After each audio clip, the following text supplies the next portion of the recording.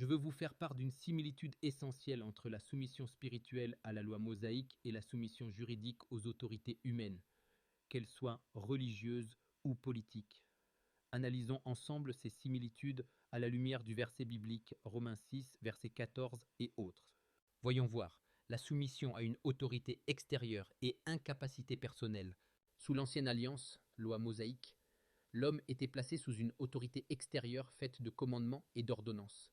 Cette loi révélait le péché mais ne donnait pas la capacité spirituelle de s'en libérer.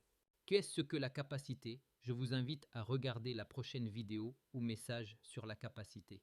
Ainsi, l'homme était maintenu dans une dépendance spirituelle, incapable de satisfaire pleinement aux exigences divines par ses propres forces. De même, dans le domaine juridique et politique moderne, l'individu est souvent placé sous une autorité extérieure, État, institutions, banques, etc., et qui impose des règles, des obligations et des contraintes. Cette autorité extérieure maintient l'individu dans une incapacité juridique, limitant sa pleine autonomie et sa capacité à agir selon son propre droit, sui iuris. L'individu devient alors dépendant de ses autorités humaines pour décider à sa place, tout comme sous la loi mosaïque, l'homme dépendait des prêtres et des autorités religieuses pour interpréter et appliquer la loi. Maintenant voyons la libération par la nouvelle alliance et autonomie spirituelle. Romains 6 au verset 14 affirme clairement: car le péché ne sera plus votre maître puisque vous n'êtes plus sous le régime de la loi, mais sous celui de la grâce.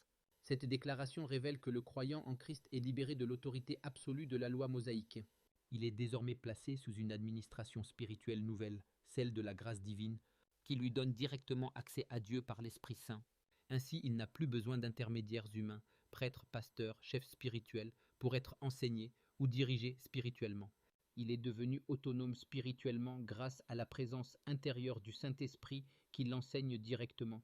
De la même manière, sur le plan juridique et politique, l'individu qui prend conscience de sa véritable nature d'homme sui iuris comprend qu'il n'a pas besoin d'intermédiaires, politiciens, institutions étatiques, selon les cas bien sûr, pour gérer sa vie ou lui dicter ses choix. Il peut exercer pleinement son autonomie et sa souveraineté personnelle, en refusant d'être soumis à des autorités extérieures qui limitent sa liberté et son autonomie. Cette prise de conscience est comparable à la libération spirituelle apportée par la Nouvelle Alliance, où l'individu retrouve sa pleine capacité spirituelle. Maintenant, voyons l'incompatibilité radicale entre les deux régimes. Comme le souligne clairement Romains 6, au verset 14, il existe une incompatibilité fondamentale entre le régime de la loi mosaïque et celui de la grâce divine. On ne peut pas être simultanément sous ces deux régimes spirituels opposés.